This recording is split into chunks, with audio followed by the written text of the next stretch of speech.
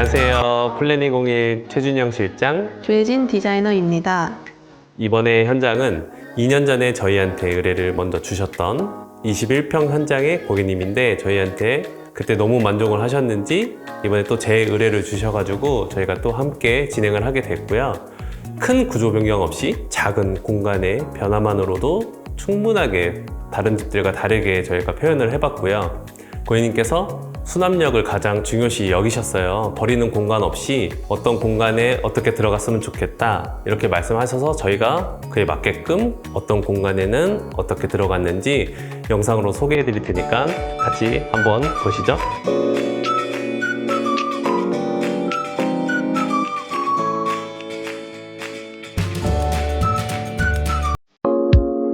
이곳은 현관인데요. 고객님께서 두 번째로 인테리어를 의뢰해 주셨을 때 가장 중요하게 생각하신 부분은 바로 수납이에요.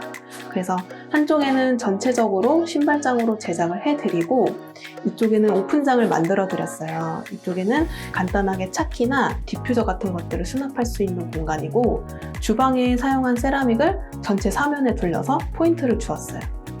그리고 이쪽 반대편에는 앞쪽에 도어를 달아서 팬트리형 신발장으로 사용하실 수 있는 공간을 만들어 드렸고 고객님께서는 신발의 종류를 굉장히 다양하게 가지고 계셨기 때문에 상황에 따라서 높이 조절을 할 수 있는 이런 줄다보 형식의 신발장을 제작해 드렸습니다.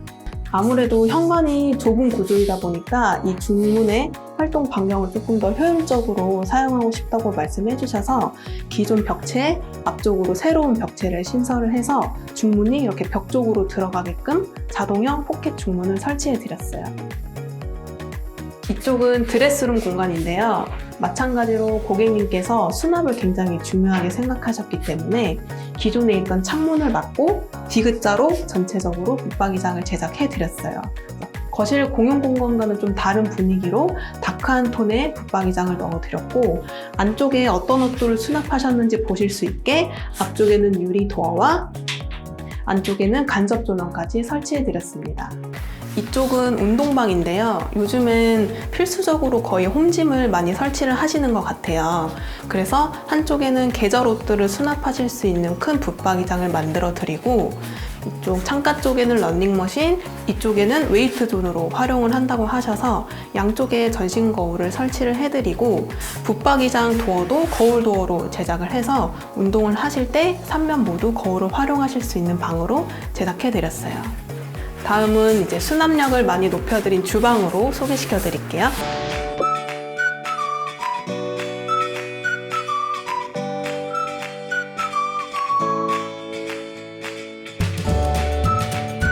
주방은 공용 공간과 좀 연결이 많이 되어 있다 보니까 동선을 좀 최적화하게끔 제작을 해드렸고 기존에 있던 수납력보다 훨씬 2배 더 높은 수납력을 만들어 드리려고 D자 아일랜드를 크게 제작을 해드렸어요.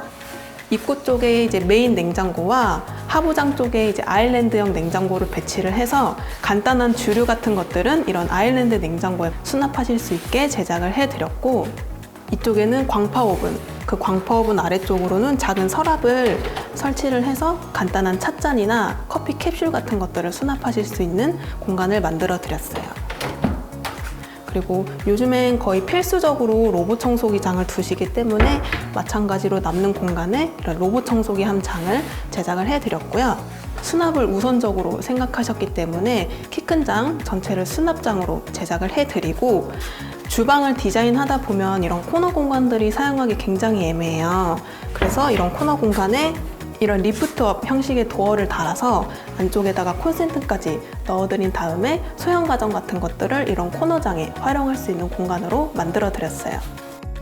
그리고 창가 쪽으로는 기존에 있던 수도 위치는 싱크대를 유지를 해드렸고 벽면에는 상판에다가 사용한 세라믹을 통일감 있게 붙여드렸어요. 그리고 이쪽으로는 식기세척기와 인덕션을 배치를 해서 동선을 조금 더 효율적으로 이용하실 수 있게끔 디자인해 드렸습니다. 주방 아일랜드가 물론 주방의 기능도 하지만 거실에서 봤을 때 이런 오브제 기능을 할 수 있게끔 걸레바지 아래쪽에 똑같은 세라믹을 부착을 해드리고 아래에 조명까지 넣어서 조금 더 은은한 주방이 될 수 있는 주방으로 만들어 드렸습니다. 다음은 대표님께서 거실 소개해 드릴게요. 네, 여기는 거실인데요. 일단 처음 바닥재 먼저 저희가 1200각 타일을 사용해서 최대한 넓어 보이게끔 저희가 만들어 드렸고, 기존에는 거실 벽체가 이쪽에 있었어요. 그래서 인터폰이 여기 있고 돌아가는 형태의 동선을 가지면서 세탁실이 안쪽에 숨어 있었거든요. 그러다 보니까 이렇게 아일랜드를 좀 웅장하게 빼면서 식탁 자리가 굉장히 애매해지고 좀 동선의 불편함도 있어서 이 벽을 철거하면서 안쪽에 세탁실을 좌측에 놔드렸고, 우측에는 실외기실로 가는 도어를 이중으로 닫아서 소음이나 이런 난방에 좀 용이하게 해드렸고, 이 도어도 가구 도어로 할 수 있었지만 가구 도어는 우레탄 도장이라고 해서 광도가 조금 달라요. 그래서 이질감이 있기 때문에 저희가 그냥 방문 같은 형태의 도어로 달아드리면서 휨이 없이 각재 보강해서 달아드렸다고 보시면 될 것 같고요. 여기 있던 인터폰이 이쪽으로 옮겨가면서 커버는 저희가 서비스로 제작을 해드렸고, 밑에 이런 것들 라인 다 잡아드렸다고 보시면 될 것 같고, 기존에 놓을 수 없었던 식탁 자리를 여기에 놔드렸다고 보시면 될 것 같아요.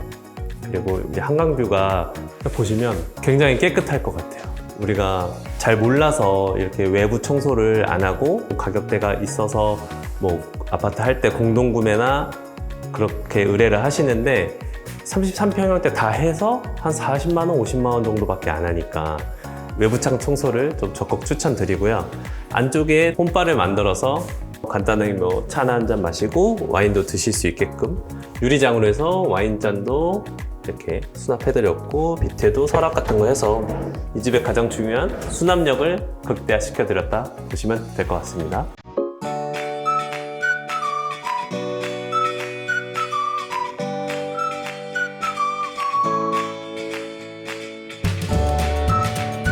여기는 안방인데요.